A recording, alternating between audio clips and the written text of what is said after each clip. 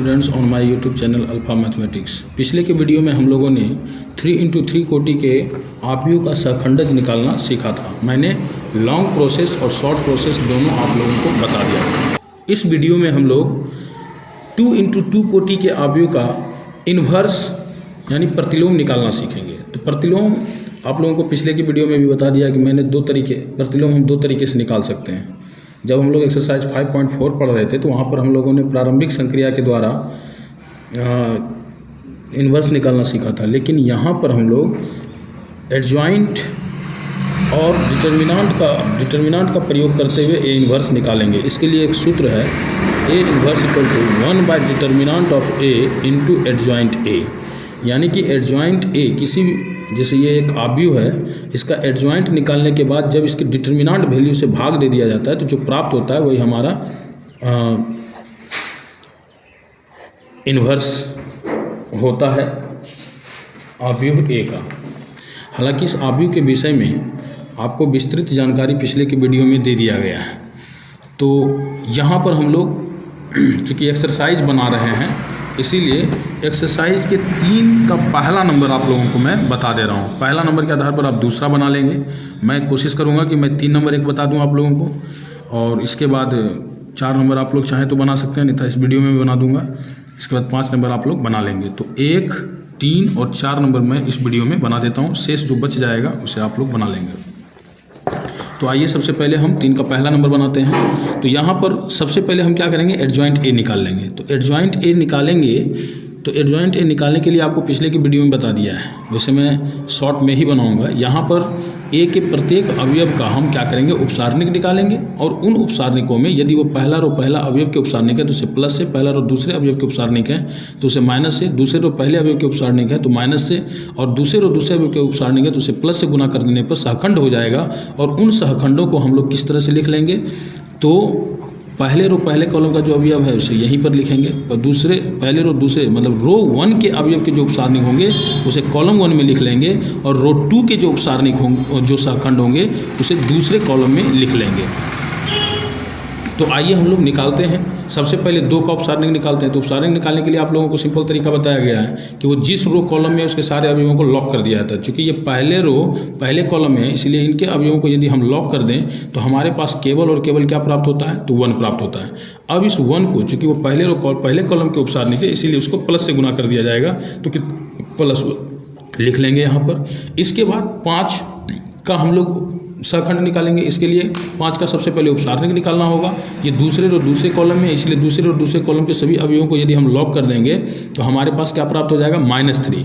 और इस -3 को गुना कर देंगे हम किससे, माइनस से, तो क्या हो जाएगा +3। और इसे हम कहाँ लिख लेंगे, तो पहले कॉलम में।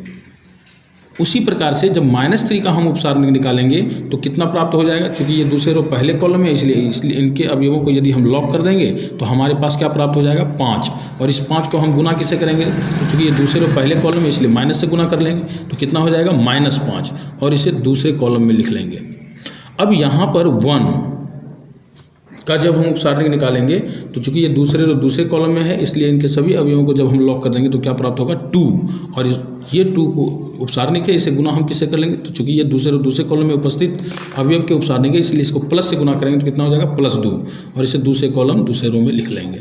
इस तरह से हमें क्या प्राप्त हो गया, तो ए का एडजॉइंट प्राप्त हो गया। अब हमें क्या निकालना है, तो ए का डिटर्मिनांट वैल्यू। तो डिटर्मिनांट वैल्यू निकालने के लिए हमने आप लोगों को बहुत सिंपल तरीका बताया है। 2 - 3 5 1 है, तो आराम से आप क्या करें, केवल क्रॉस गुना करके घटा देंगे। तो 2 × 1 करेंगे तो 2 हो जाएगा, और -3 × 5 करेंगे तो कितना प्राप्त हो जाएगा, -15। और इसे क्या कर लेंगे, घटा लेंगे। तो घटाने पर 2 + 15 बराबर कितना हो जाएगा, 17।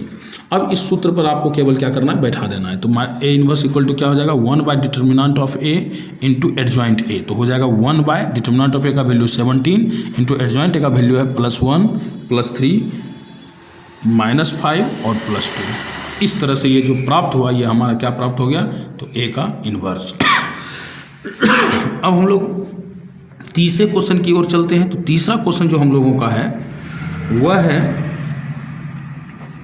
a + IB, फिर है C + ID, फिर उसी प्रकार से है -C + ID, और आगे बढ़े तो यहाँ पर क्या है, a - IB। अगर हम देखें तो ए प्लस आई बी कहाँ है, पहले रो पहले कॉलम में, सी प्लस आई डी कहाँ है, पहले रो दूसरे कॉलम में, माइनस सी प्लस आई डी कहाँ है, दूसरे रो पहले कॉलम में, ए माइनस आई बी कहाँ है, तो दूसरे रो दूसरे कॉलम में। इसको गुना किस तरह से करना, तो पहले रो पहले का तो प्लस से, इसको माइनस से, माइनस से इसको प्लस से हम लोग गुना करेंगे।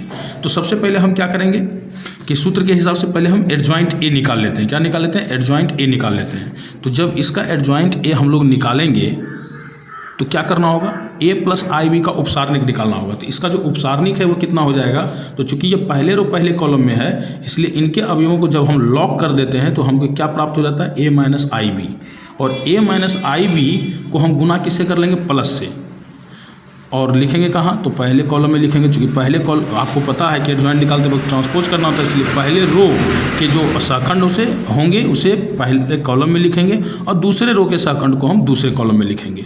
तो यहाँ पर क्या हो जाएगा, ए माइनस आई बी। ठीक उसी प्रकार से जब हम सी प्लस आई डी का उपसारणिक निकालेंगे तो कितना हो जाएगा, चूँकि ये दूसरे रो पहले कॉलम में है इसलिए इनके अवयवों को लॉक कर देंगे तो माइनस सी प्लस आई डी आएगा। और माइनस सी प्लस आई डी का सहखंड निकालने के लिए, अर्थात इसको सहखंड में बदलने के लिए इसको गुना किससे करना होगा, तो माइनस से। तो जब आप इसको माइनस से गुना कर देंगे तो ये प्लस और ये माइनस में कन्वर्ट हो जाएगा, अर्थात सी माइनस आई डी हो जाएगा। इसे लिखेंगे कहाँ, तो पहले कॉलम में। उसी प्रकार से माइनस सी प्लस आई डी का जब हम उपसारणिक निकालेंगे तो चूंकि ये दूसरे रो पहले कॉलम में है इसलिए जब हम इसको लॉक कर देंगे तो क्या प्राप्त हो जाएगा, सी प्लस आई डी। और चूंकि ये दूसरे रो पहले कॉलम में है इसलिए इसको गुना किससे करेंगे, तो माइनस से, और माइनस से गुना करेंगे तो दोनों माइनस में कन्वर्ट हो जाएगा, माइनस सी माइनस आई डी। उसी प्रकार से ए माइनस आई बी है, ए माइनस आई बी का जब हम उपसारणिक निकालेंगे तो चूंकि ये दूसरे रो दूसरे कॉलम में मौजूद है इसलिए इनके अवयवों को यदि हम लॉक कर देते तो हमारे पास प्राप्त क्या होता है, ए प्लस आई बी। और ए प्लस आई बी चूँकि दूसरे रो दूसरे कॉलम के उपसारणिक है इसलिए इसको गुना कर लेंगे किससे, प्लस से। तो कितना प्राप्त हो जाएगा, ए प्लस आई बी ही, और इसको यहाँ पर दूसरे रो दूसरे कॉलम में हम लोग क्या कर लेंगे, लिख लेंगे। इस तरह से ये हमारा एडजॉइंट निकल जाएगा। अब इसका डिटर्मिनेंट वैल्यू निकालना है तो determinant of A equal to लिख लेंगे यहाँ A plus I B C plus I D minus C plus I D, और यहाँ पर लिख लेंगे ए माइनस आई बी। तो जब हम इसको गुना करेंगे तो ए प्लस आई बी इंटू हो जाएगा ए minus I B, A plus I B into हो जाएगा ए माइनस आई बी, और फिर इसको गुना कर लेंगे तो हो जाएगा सी प्लस आई डी, और इधर हो जाएगा माइनस सी प्लस आई डी। अब दोनों को गुना कर हम क्या करेंगे, घटा देंगे। आइए इसका क्रिया हमें करना होगा। अगर हम गौर से देखें तो यहाँ पर ये ए प्लस बी इंटू ए माइनस बी के फॉर्मूला पे आ रहा है। अब जानते हैं कि ए प्लस बी इंटू ए माइनस बी का जो फॉर्मूला होता है वो हो जाता है A square minus B square, अर्थात यहाँ पर हो जाएगा ए का स्क्वायर माइनस आई बी का स्क्वायर, और माइनस इधर जब हम हल करेंगे तो ये भी सी प्लस आई डी और माइनस सी प्लस आई डी है। इसको हम इस तरह से लिख सकते हैं, i d plus c plus I d into इधर लिख सकते हैं आई डी माइनस सी। अगर हम इसे आई डी प्लस सी लिख देते हैं और आई डी माइनस सी तो सॉलिड सूत्र पे आ जाता है। थोड़ा सा फिर से क्रिया कर लेंगे, ए स्क्वायर माइनस इसको तोड़ दें तो आई स्क्वायर बी स्क्वायर, और माइनस इधर हम लिख लेंगे इसको i d plus c into इधर लिख लेंगे आई डी माइनस सी। अब अगर इसको हम तोड़ दें तो ए स्क्वायर, आई स्क्वायर का वैल्यू हम लोग जानते हैं कि -1 होता है। तो अगर हम इसको -1 इंटू बी स्क्वायर कर दें और यहाँ पर फिर से गुना कर लें आई डी प्लस सी और आई डी माइनस सी, तो ए प्लस बी इंटू ए माइनस बी पा रहा है तो इसको लिख सकते हैं आई डी का स्क्वायर माइनस सी का स्क्वायर। तो कितना हो जाएगा, A square, minus minus plus हो जाएगा बी स्क्वायर, और माइनस इधर हो जाएगा आई स्क्वायर डी स्क्वायर, और इधर हो जाएगा माइनस सी स्क्वायर।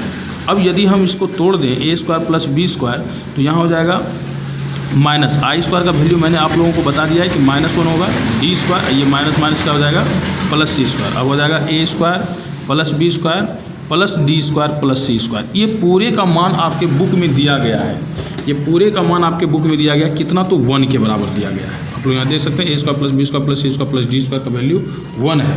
तो यहाँ पर जो आपको प्राप्त हो रहा है A square plus B square plus C square plus D square, अब इसको इधर इधर तो लिख ही सकते हैं, तो इसका वैल्यू कितना हो जाएगा, 1 हो जाएगा।